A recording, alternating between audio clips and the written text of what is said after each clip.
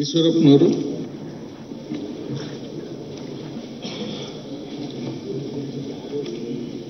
ಮಾನ್ಯ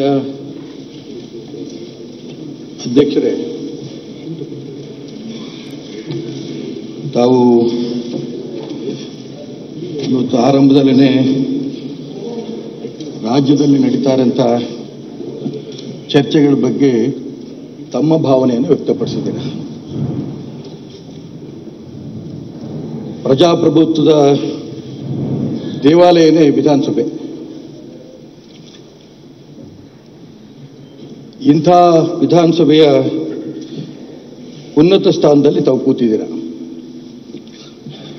ಸಭಾಧ್ಯಕ್ಷ ಸ್ಥಾನಕ್ಕೆ ಅಗೌರವಾದರೆ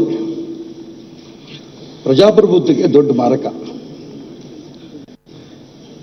ಇವತ್ತು ತಾವು ಪ್ರಸ್ತಾಪ ಮಾಡ್ತಾ ಇರೋಂಥ ಅಂಶಗಳಲ್ಲಿ ನಾನು ವಿವರಕ್ಕೆ ಹೋಗಲ್ಲ. ಮೊನ್ನೆ ಕೃಷ್ಣೇಗೌಡರು ಪ್ರಸ್ತಾಪ ಮಾಡಿದ್ರು, ಅದಕ್ಕೂ ವಿವರಕ್ಕೆ ಹೋಗಲ್ಲ. ಮಾಧುಸ್ವಾಮಿಗಳು ಹೇಳಿದ್ರು, ರಾಮಸ್ವಾಮಿಗಳು ಹೇಳಿದ್ರು. ಇದೆಲ್ಲವೂ ಕೂಡ ತಾವೇ ಹೇಳಿದಂಗೆ ಧ್ವನಿ ಸುರುಳಿಯನ್ನ ಕೇಳಿದ್ದೇನೆ, ಅದು ಸ್ಪಷ್ಟವಾಗಿಲ್ಲ ಅನ್ನೋಂಥ ಅಂಶವನ್ನು ಕೂಡ ತಮ್ಮ ಮಾತಲ್ಲೇ ನಾವು ಕೇಳಿದ್ದೀವಿ. ಸ್ಪಷ್ಟವಾಗಿಲ್ಲ ಅಂತ ಹೇಳಿಲ್ಲ, ಸ್ಪಷ್ಟವಾಗಿ ಹೇಳಿದ್ದಾರೆ. ನನ್ನ ಹೆಸರು ಹೇಳಿದ್ದಾರೆ, ಹಣ ಹೇಳಿದ್ದಾರೆ. ಯಾರು ಅನ್ನೋದ್ರ ಬಗ್ಗೆ ನಾನು ಹೇಳ್ತಾ ಇರೋದು. ಯಾರು ಅನ್ನೋದ್ರ ಬಗ್ಗೆ ನಾವು ಈ ಪತ್ರಿಕೆಗಳಲ್ಲೂ ಬಂದಿದೆ, ಧ್ವನಿ ಸುರುಳಿ ಈ ರೀತಿ ಇದೆ, ಇಂತಿಂಥ ಮಾತುಗಳು, ಇಂತಿಂಥ ವ್ಯಕ್ತಿಗಳಿಗೆ ಇಷ್ಟಿಷ್ಟು ಹಣ, ತಮ್ಮ ಹೆಸರು, ಪ್ರಧಾನಮಂತ್ರಿ ಹೆಸರು, ನಮ್ಮ ರಾಷ್ಟ್ರೀಯ ಅಧ್ಯಕ್ಷರ ಹೆಸರು, ಜಡ್ಜ್ಗಳ ಬಗ್ಗೆ ಎಲ್ಲವೂ ಕೂಡ ಪತ್ರಿಕೆಗಳು ಬಂದಿದೆ. ಇಲ್ಲಿ ಪ್ರಶ್ನೆ ಬಂದಿರೋದು, ಸಭಾಧ್ಯಕ್ಷರನ್ನೂ ಕೂಡ ನಾವು ಸರಿ ಮಾಡ್ಕೋಬಹುದು ಅನ್ನೋಂಥ ಒಂದು ಅಭಿಪ್ರಾಯ ಬಂದ್ಬಿಟ್ರೆ ನಿಜಕ್ಕೂ ಕೂಡ ಪ್ರಜಾಪ್ರಭುತ್ವಕ್ಕೆ ದೊಡ್ಡ ಮಾರಕ. ಮುಗಿತಿದ್ದು, ಇದೇನು ಅರ್ಥವೇ ಇಲ್ಲ ಇದು. ಹಾಗಾಗಿ ನಿಮ್ಮ ನೋವು ನಮ್ಮೆಲ್ರಿಗೂ ನೋವೇ. ವೈಯಕ್ತಿಕವಾಗಿ ಇದು ರಮೇಶ್ ಕುಮಾರ್ ನೋವಲ್ಲ, ಇಡೀ ಸದನದ ನೋವು, ಇಡೀ ರಾಜ್ಯಕ್ಕಾದಂಥ ನೋವು. ಇಲ್ಲಿ ಪ್ರಶ್ನೆ ಬಂದಿರೋದು, ಇದು ಧ್ವನಿ ಸುರುಳಿನೇ ಫೇಕ್ ಹೌದೋ ಅಲ್ಲ ಅನ್ನೋದ್ರ ಬಗ್ಗೆನೂ ಚರ್ಚೆ ಆಗ್ತಾ ಇದೆ. ನಾನೇನು ನಿಮ್ಗೆ ಹೇಳಕ್ ಕೊಟ್ಟಿದ್ದೀನಿ ಅಂತಂದ್ರೆ, ಇಲ್ಲಿ ನಾನು ವಿವರಕ್ಕೆ ಹೋಗಲ್ಲ, ಅದಕ್ಕೆ ಎಲ್ಲರೂ ಮಾತಾಡಿದ್ ಹೇಳಕ್ ಹೋಗಲ್ಲ. ಇಲ್ಲಿ ತಾವು ಒಂದು ತೀರ್ಮಾನಕ್ಕೆ ನಾನು ಬಂದ್ಬಿಟ್ಟಿದ್ದೇನೆ ಅಂತ ತಕ್ಷಣ ನಾನು ಎದ್ದೆ. ಇದು ಫೇಕ್ ಅದನ್ನು ಮಾಡ್ಲಿ. ನಾನು ಅದೇ ಆ ಪಾಯಿಂಟ್ ಹೇಳಕ್ ಕೊಟ್ಟಿಲ್ಲ. ಇದು ಫೇಕ್ ಹೌದೋ ಅಲ್ಲೋ ಅನ್ನೋದು ಕೂಡ ತೀರ್ಮಾನ ಆಗ್ಬೇಕು. ಮತ್ತೆ ಯಾವ ವ್ಯಕ್ತಿ ಇದನ್ನ ನಿಮ್ಮ ಹೆಸರು ಪ್ರಸ್ತಾಪ ಮಾಡಿದ್ದಾರೆ, ಹಣ ಕೊಟ್ಟಿದ್ದೀನಿ ಅಂತೆಲ್ಲ ಹೇಳ್ತಾ ಇದ್ದಾರೆ, ಇದೆಲ್ಲವೂ ಕೂಡ ಹೊರಗೆ ಬರ್ಬೇಕಾದ್ರೆ ಇದಕ್ಕೆ ಸೂಕ್ತವಾದ ತನಿಖೆ ಆಗ್ಬೇಕು. ನಾನು ನಿಮಗೆ ಪ್ರಾರ್ಥನೆ ಮಾಡ್ತಾ ಇರೋದೇನು ಅಂತಂದ್ರೆ, ನಾನೊಂದು ತೀರ್ಮಾನಕ್ಕೆ ಬಂದ್ಬಿಟ್ಟಿದ್ದೀನಿ ಅಂದ ತಕ್ಷಣ ನಮ್ಗೆ ಆಘಾತ ಆಯ್ತು. ತೀರ್ಮಾನ ಅಂದ್ರೆ ಚರ್ಚೆ, ಸಂಭಾಷಣೆಯ ತಾತ್ಪರ್ಯದ ಆಧಾರದ ಮೇಲೆ ಹೀಗೆ. ಈ ಟೇಪೇ ಅಸ್ತಿತ್ವದಲ್ಲಿಲ್ಲ, ಇದು ನಕಲಿದ್ದು ಅಂದ್ರೆ ಹೋಲ್ ಥಿಂಗ್ ಗೆಟ್ಸ್ ಡಿಸಾಲ್ವ್ಡ್. ನಾನು ಕ್ಲಿಯರ್ ಆಗ್ತೀನಲ್ಲ, ನಾನು ಇದು ಅಸಲಿ ಮಾತಾಡಿದ್ದಾರೆ ಅಂತ ನಾ ಹೇಳಿಲ್ಲ. ಸಂಭಾಷಣೆ ಪ್ರತಿ ಪದವನ್ನ ತೂಕ ಹಾಕಿ ಮಾತಾಡಿದ್ದೇನೆ ನಾನು. ಈ ಸಂಭಾಷಣೆಯ ಆಧಾರದ ಮೇಲೆ ಅಭಿಪ್ರಾಯ ಅಲ್ಲ. ಅದಕ್ಕೆ ವೇಳೆ ಈ ಸಂಭಾಷಣೆ ನಡೆದಿರ್ತಕ್ಕಂಥ ಟೇಪೇ ಇದು ನಕಲಿ ಅಂತಾದ್ರೆ ನಾನು ಹೆಚ್ಚು ನೆಮ್ಮದಿಯಿಂದ ಉಸಿರಾಡ್ತೇನೆ. ತಾವು ಹೇಳಿದ ವಿಚಾರವನ್ನು ನಾನು ಅತ್ಯಂತ ಗೌರವದಿಂದ ಸ್ವೀಕಾರ ಮಾಡಿದ್ದೇನೆ. I agree.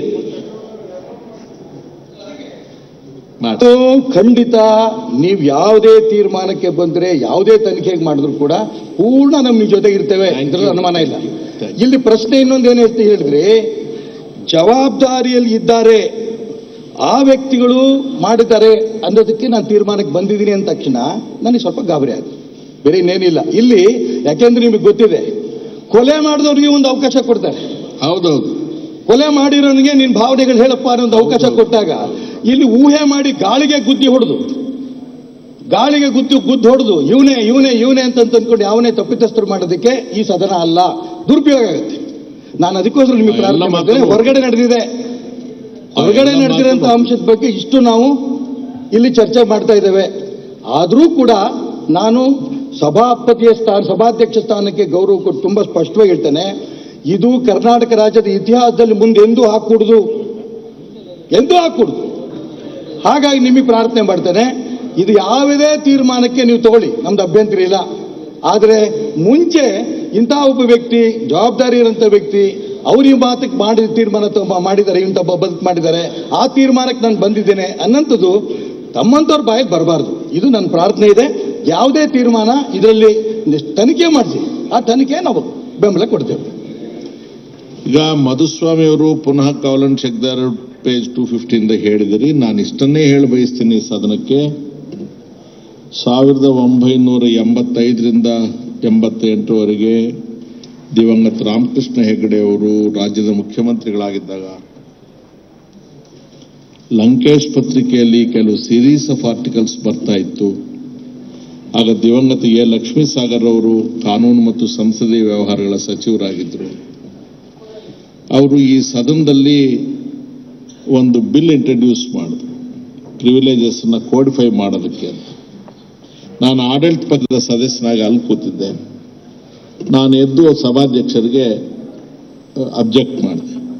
ಇದು ಶಾಸಕಾಂಗ ಪಕ್ಷದ ಸಭೆಯಲ್ಲಿ ಚರ್ಚೆ ಆಗಿಲ್ಲ, ನೇರವಾಗಿ ಇಲ್ಲಿ ತಂದಿದ್ದಾರೆ.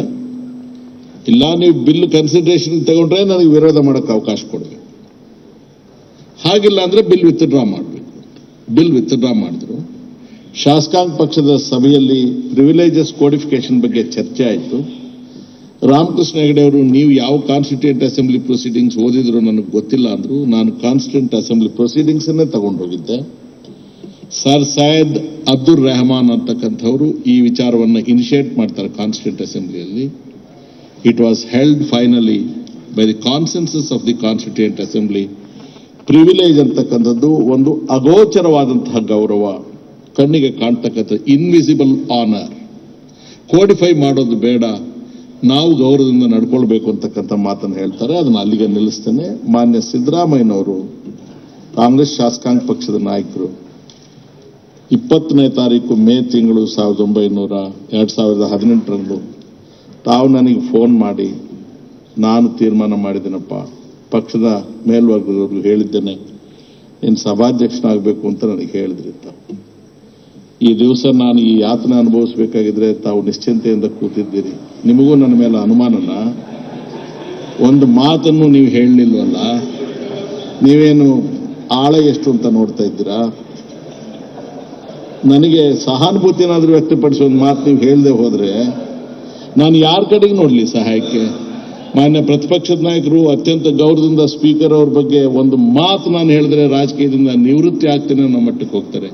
ನಾನು ತಲೆಬಾಗಿಸಿ ನಾನು ನನ್ನ ಕೃತಜ್ಞತೆಗಳನ್ನು ತಿಳಿಸ್ತೇನೆ. ಆ ವಿಶ್ವಾಸ ನನಗೆ ಸಾಕು. ನೀವು ನನ್ನನ್ನು ಹಿಂಗೆ ಕೈ ಬಿಟ್ಬಿಟ್ರೆ ನನ್ನ ಗತಿ. ದಯಮಾಡಿ please let me know what is in your mind. ಅಥವಾ ನಿಮ್ಗೆ ಏನಾದರೂ ಅನುಮಾನ ಬಂದಿದೆಯಾ, ಇವನೇನಾದರೂ ಅಡ್ಜಸ್ಟ್ ಮಾಡಿದ್ರು ಮಾಡಿರ್ಬೋದು ಅಂತ?